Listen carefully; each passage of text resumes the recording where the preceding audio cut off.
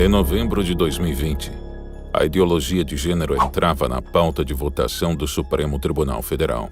O ponto mais polêmico gira em torno da ideologia de gênero. As escolas seriam obrigadas a adotar os princípios de que as pessoas não nascem homem ou mulher, mas escolhem o sexo depois, ao decorrer da educação. Em 2014, quando o Congresso votou os Planos Nacionais de Educação, um grande movimento contrário às políticas de gênero tomaram o país. Graças à pressão da sociedade, deputados e senadores retiraram todas as referências de gênero contidas no plano. Ali dentro da ADI, o que a gente encontra, inclusive, qualquer um pode entrar na internet, no Supremo e ver, são 52 páginas dessa ADI que o partido entrou. Ele quer colocar que a retirada ela é inconstitucional porque a Constituição diz que nós não podemos discriminar pessoas. E, de fato, nós concordamos que ninguém seja discriminado. Essa não é a questão. Onde está a manipulação não é visível para as pessoas. Insatisfeitos com as constantes derrotas que a ideologia de gênero sofreu nos últimos anos no Brasil, o PSOL levou a matéria até o STF através da ADI 5668. Houve, novamente, uma grande manifestação. E deputados, ouvindo a voz do povo, solicitaram uma reunião, um encontro com o presidente do STF, que acolheu a solicitação inicialmente retirada de pauta. Então, os deputados, ao solicitar, conseguiram o intento de não pautar, não votar, né? Mas veja, aqui é uma diferença muito grande entre arquivamento e tirar de pauta, né? Então, não significa uma vitória, significa que nós ganhamos um tempo, né? Então, o tempo qual é? É o tempo de esclarecimento, é o tempo de que as pessoas entendam o que é o gênero, manifestem-se novamente ao Congresso Nacional, porque caso contrário, não só neste caso, mas em outros tantos, nós veremos ainda o STF fazendo o mesmo caminho com o povo brasileiro. A lei proposta pelo PSOL segue uma tendência no Ocidente. Nos últimos anos, diversos países adotaram leis para punir aqueles que não respeitarem as novas nomenclaturas. No Canadá, a Suprema Corte condenou um pai por violência familiar após ele se recusar a chamar a sua filha de menino. A Corte ainda publicou uma ordem de proteção permitindo que ele fosse preso imediatamente, caso chamasse a sua filha de menina em público ou em privado. Nos Estados Unidos, o estado da Califórnia aprovou uma lei que prevê multa e prisão por até 1 ano para quem deliberadamente e repetidamente usar os pronomes que não respeitem os gêneros neutros. Na Inglaterra, uma mãe de 38 anos foi presa em casa na frente de seus filhos por ter chamado uma mulher transgênero de homem no Twitter. Esses fatos isolados estão virando um costume em diversos países e refletem uma cultura cada vez mais presente. Você em casa já parou para pensar? Você sabe a diferença entre sexo e gênero? A gente vai falar um pouquinho hoje sobre gênero e sexualidade. A gente vai discutir sobre gênero e natureza. O que é orientação sexual? O que é identidade de gênero? The first thing you need to know about gender is that it's not the same as sex. I think it's important to make a very clear distinction between the two terms gender and sex. Vamos falar sobre uma questão importantíssima: gênero e sexualidade. To imply that sex or gender is fixed and always the same is wrong. Tem muita gente que ainda não conhece essas palavras, as diferenças entre gênero e sexualidade. Qual é a diferença entre sexualidade e gênero? Nós realmente temos visto vários youtubers, personalidades, até artistas que nem deveriam ter essa autoridade intelectual, comentando essas questões de gênero. E sim, esse ativismo judicial e legislativo, através de propostas como essa ADI do PSOL, com projetos de lei que já foram apresentados por Jean Willis, Érica Cocai, etc. Todos eles se baseiam no conceito de gênero como distinção entre gênero e sexo. E uma das principais personalidades feministas na defesa da ideologia de gênero é a Judith Butler. Ela ficou bastante conhecida no Brasil porque recentemente veio para cá, causou muita polêmica a sua presença no país.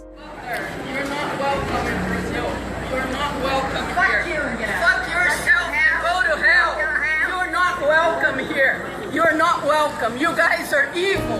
Those ladies here want to make it official the pedophile. No, no, I see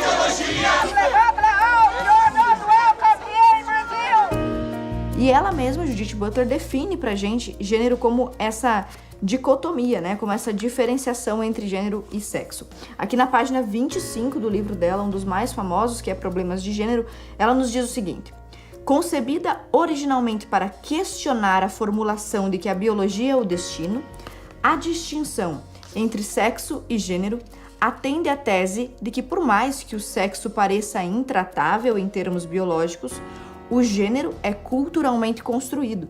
E ela continua, diz ainda, não há razão para supor que os gêneros devam permanecer em número de 2. E continua na página 27. O próprio construto chamado sexo seja tão culturalmente construído quanto o gênero. Então, nasço homem, mas me comporto como mulher, me visto como mulher, então eu tenho um gênero que é diferente. Então, para a gente entender a teoria de gênero, política de gênero, perspectiva de gênero, igualdade de gênero ou ideologia de gênero, né? A gente tem que entender o seguinte: existe uma história que começa nos anos 60 e começa com a história do Dr. Money, né? um sexólogo, né? Que de repente tem em suas mãos uma situação perfeita para uma teoria que ele faltava uma cobaia para a coisa funcionar. Ele é um psiquiatra conhecido por lidar com transexuais e com travestis, então uma das primeiras experiências que ele faz foi com a família Heimer. E o Dr. John Money fala especificamente sobre esse caso no seu livro Os Papéis Sexuais. Lá na página 81 do livro, ele começa a descrever essa família. Havia uma família que vivia no campo e esse casal concebeu gêmeos. Esses gêmeos se chamavam Brian e Bruce. Os dois, ali por volta do 6º mês de vida, começaram a desenvolver problemas de fimose. A mãe e o pai, preocupados com isso, procuraram um hospital para realizar uma cirurgia de fimose nos 2 bebezinhos, que tinham apenas 6 meses. O primeiro a ser submetido a essa cirurgia foi o Bruce.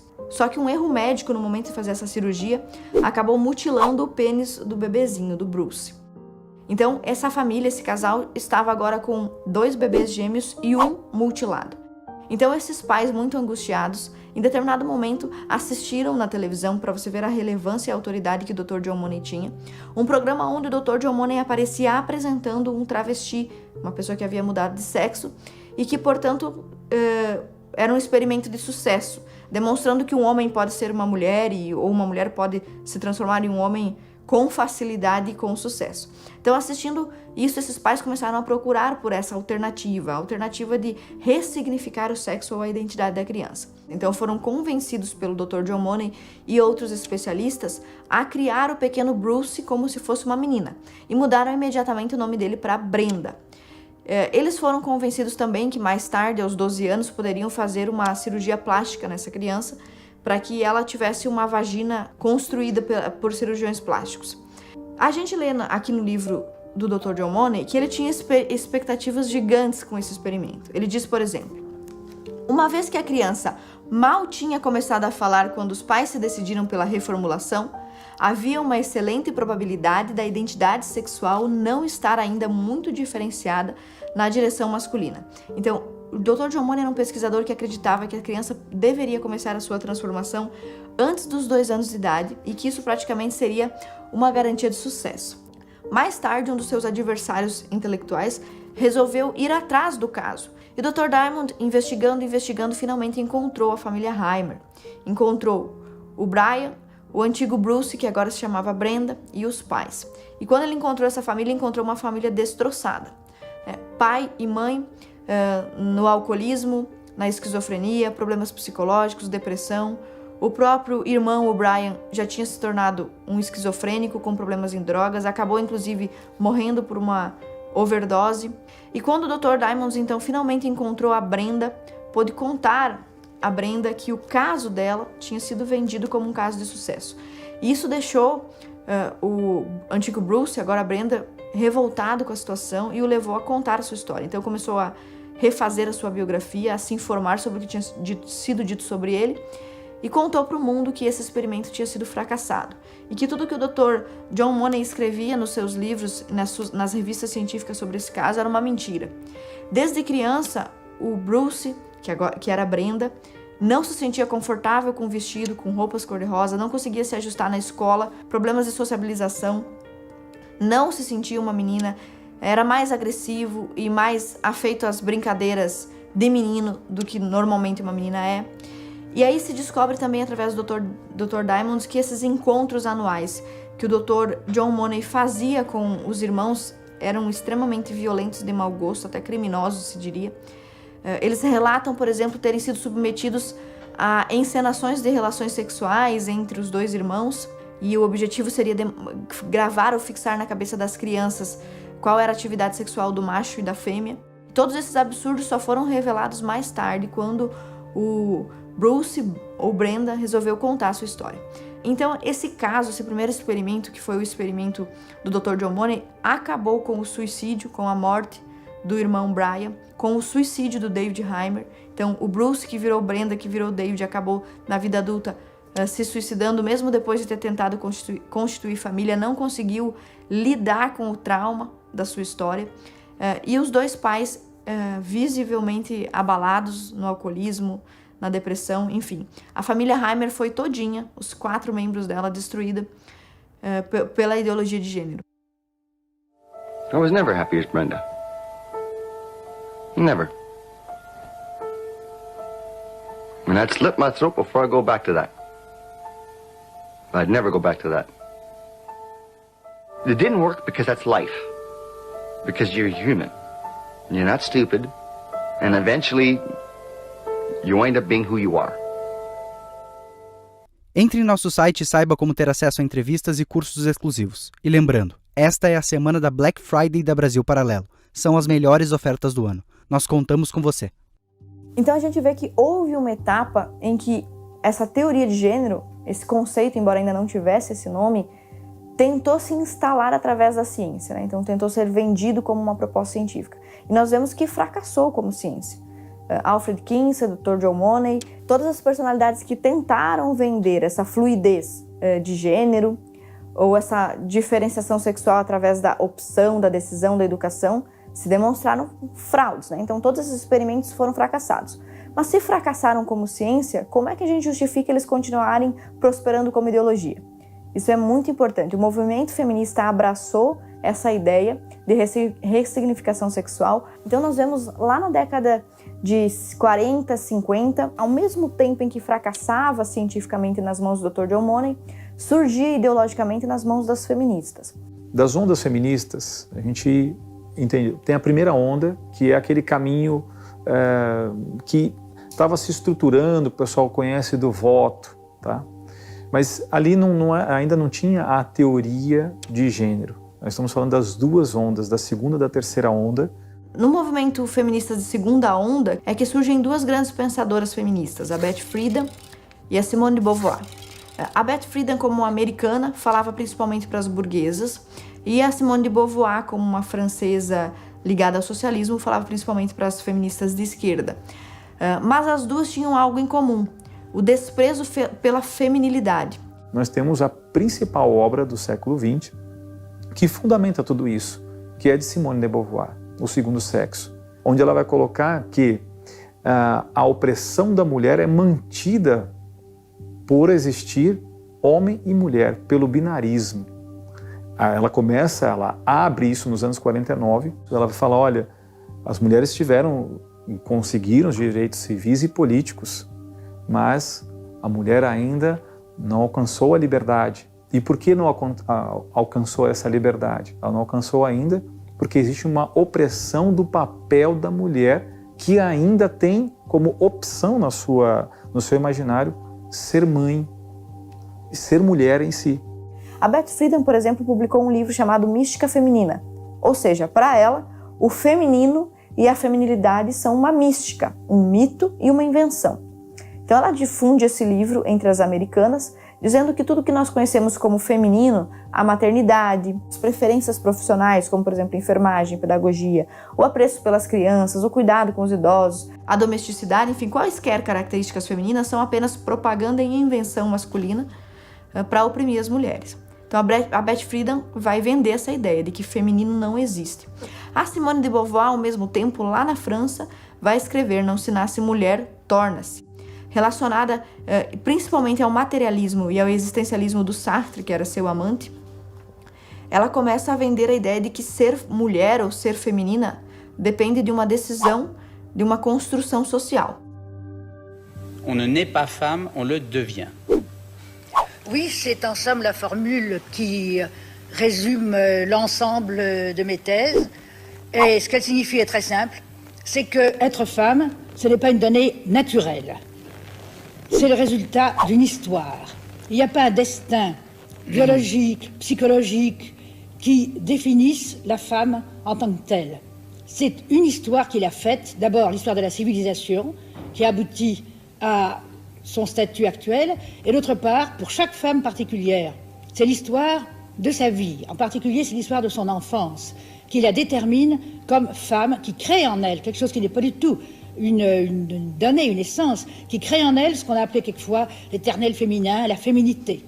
Et plus les études psychologiques sur les enfants s'approfondissent, plus il est sensible, plus on voit avec évidence que vraiment le petit bébé féminin est fabriqué pour devenir une femme. Veja, essas são os primeiros frutos da ideia de gênero, embora ainda não se tenha esse nome.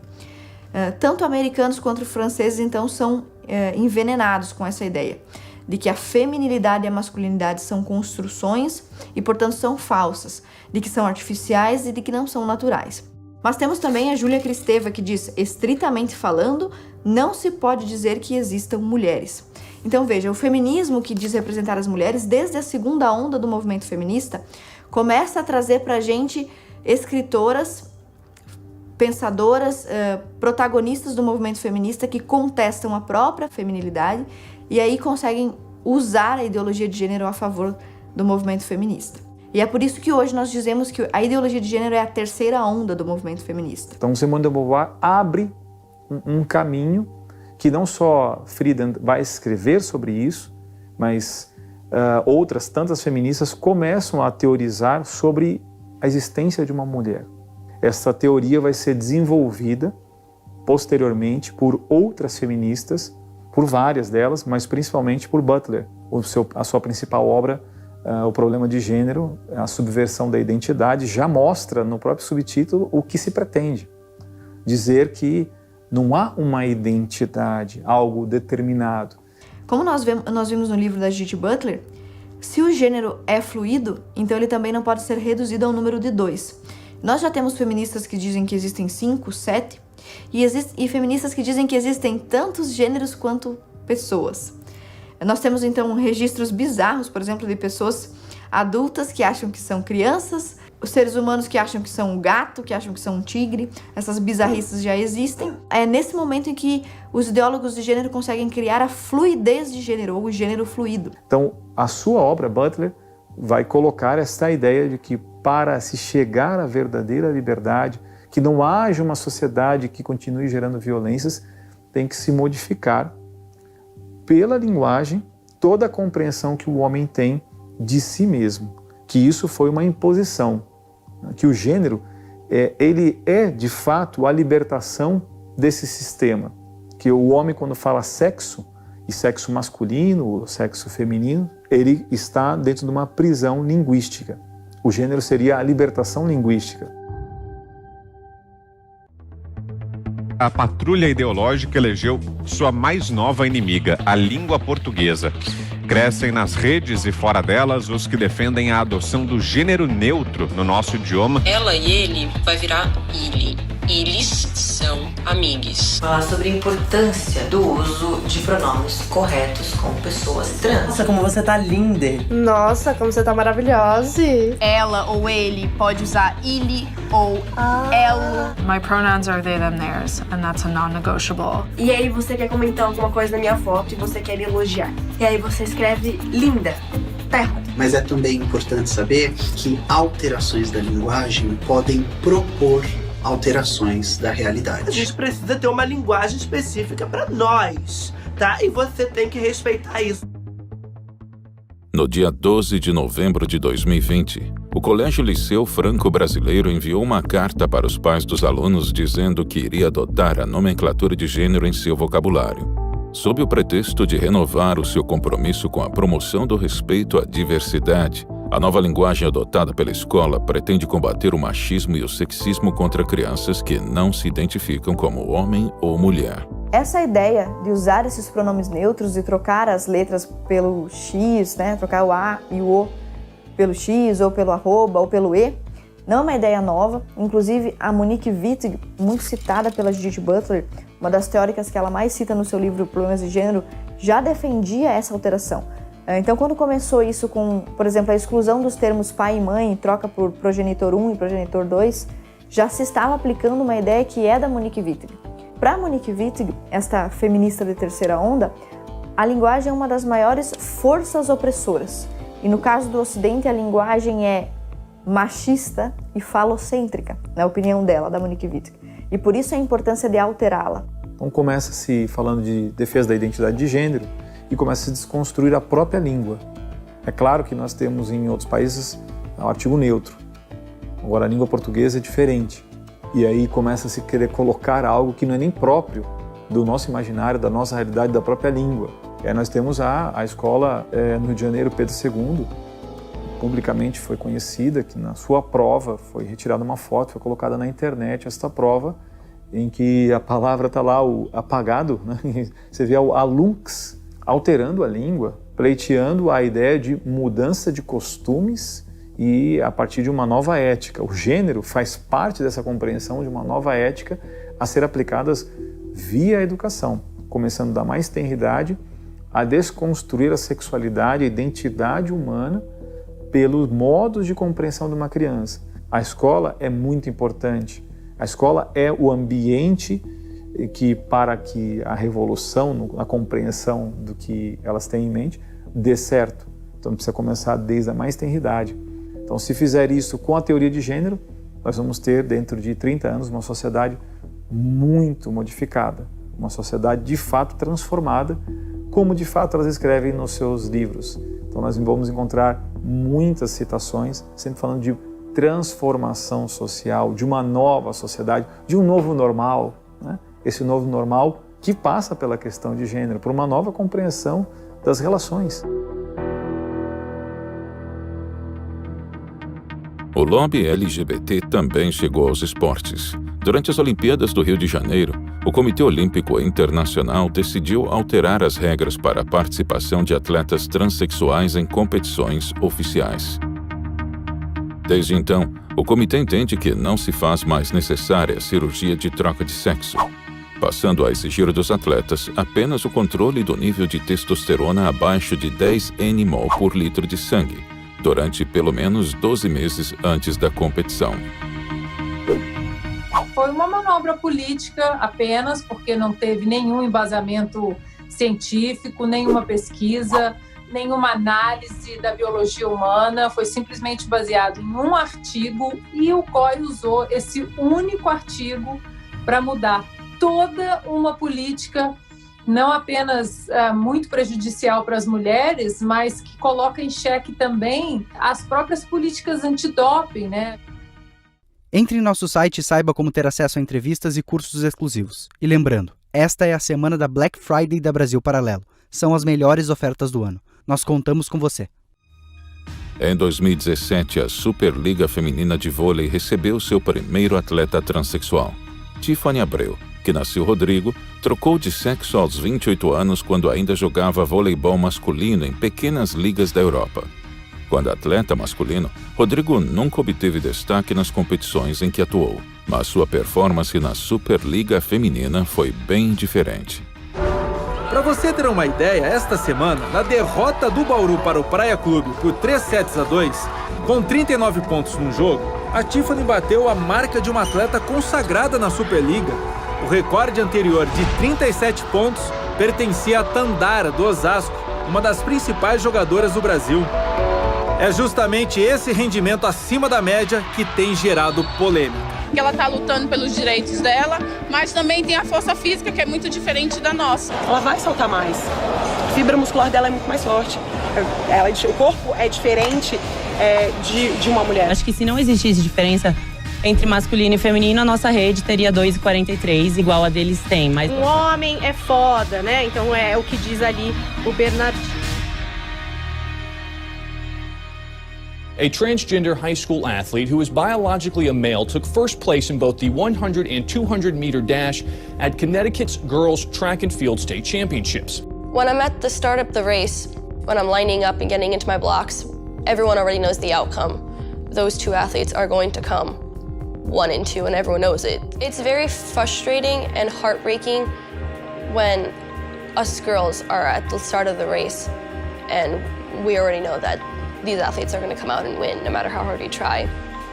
Essa política de falsa inclusão, que vai excluir mulheres em todas as esferas, ela começa a atingir em cheio aí a vida universitária das meninas, né? Muitas meninas e meninos também, com aptidões atléticas, eles investem tempo, dinheiro, treinamento exatamente para conseguir bolsas atléticas para boas universidades.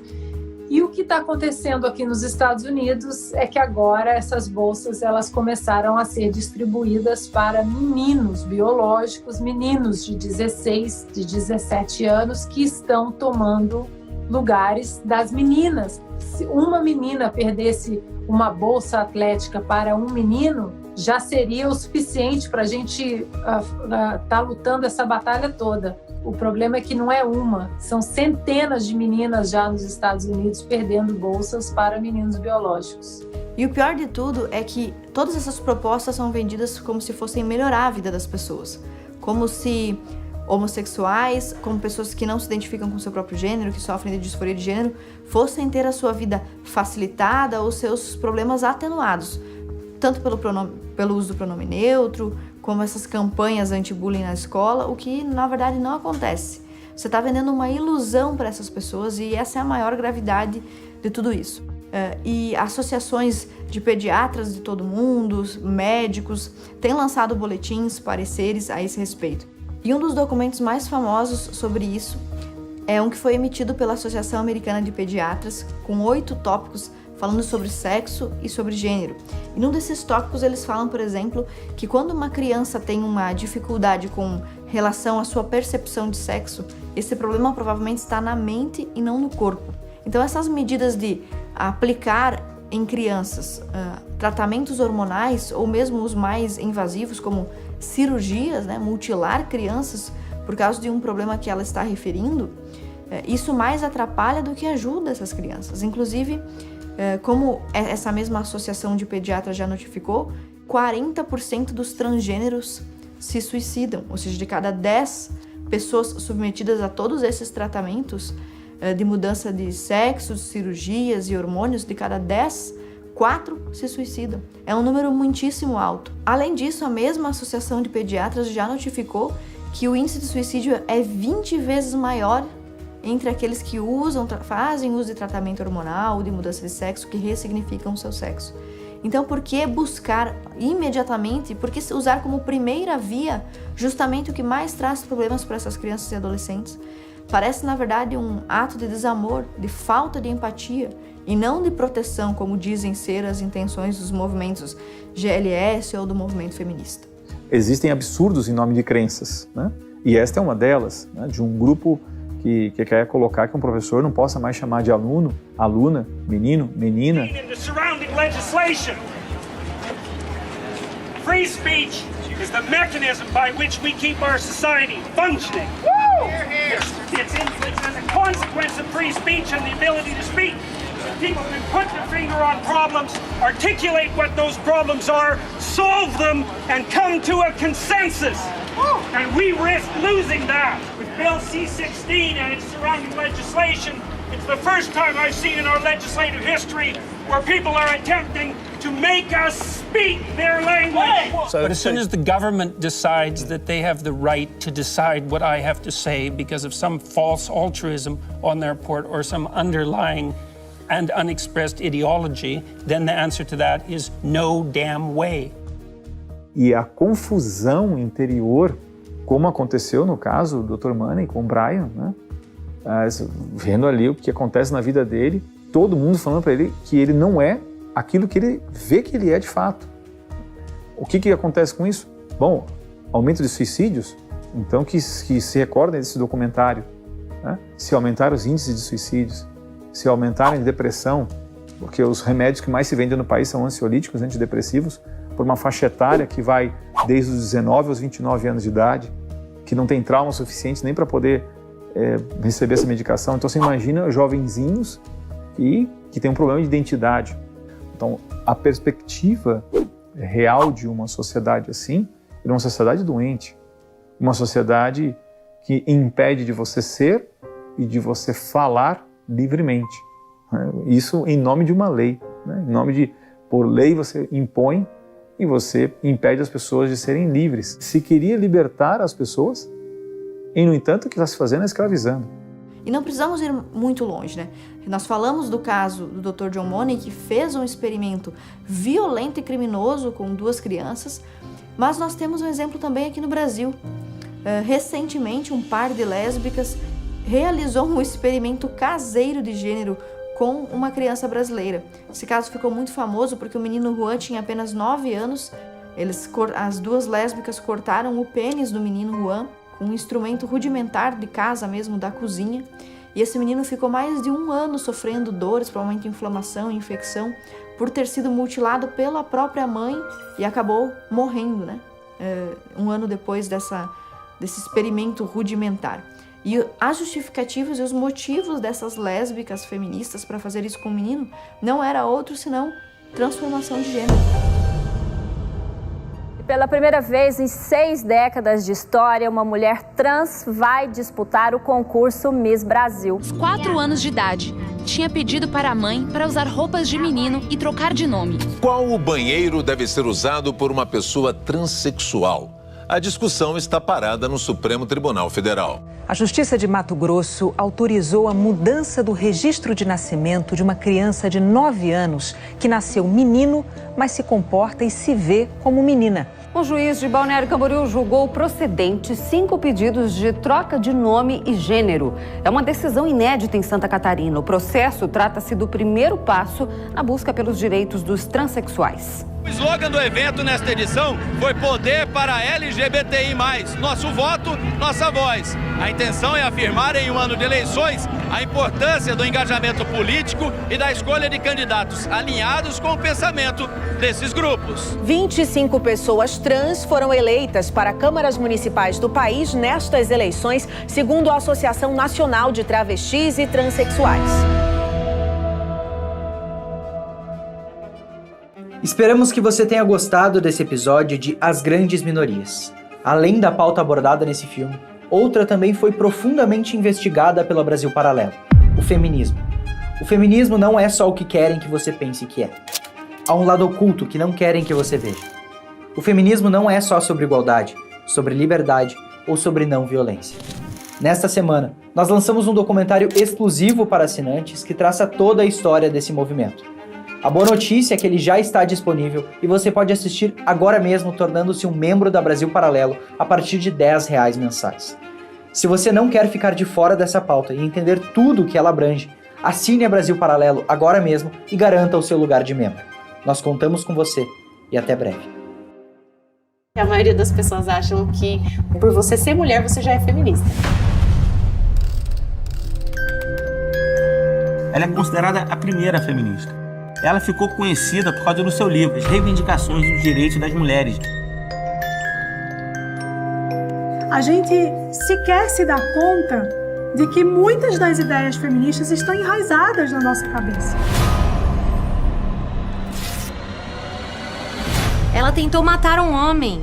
Ela escreveu um manifesto SCAN, Sociedade de Cortar Homem.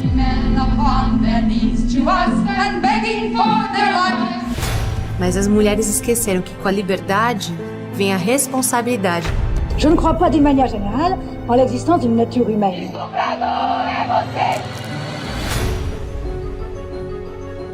Uma das grandes falácias do movimento feminista quanto à emancipação da mulher é a ideia muito vendida, muito difundida, de que foi o feminismo que conquistou para a mulher a inserção no mercado de trabalho. Por isso que eu sou forte, sou guerreira, não sou reprimida, nem calada, sou feminista!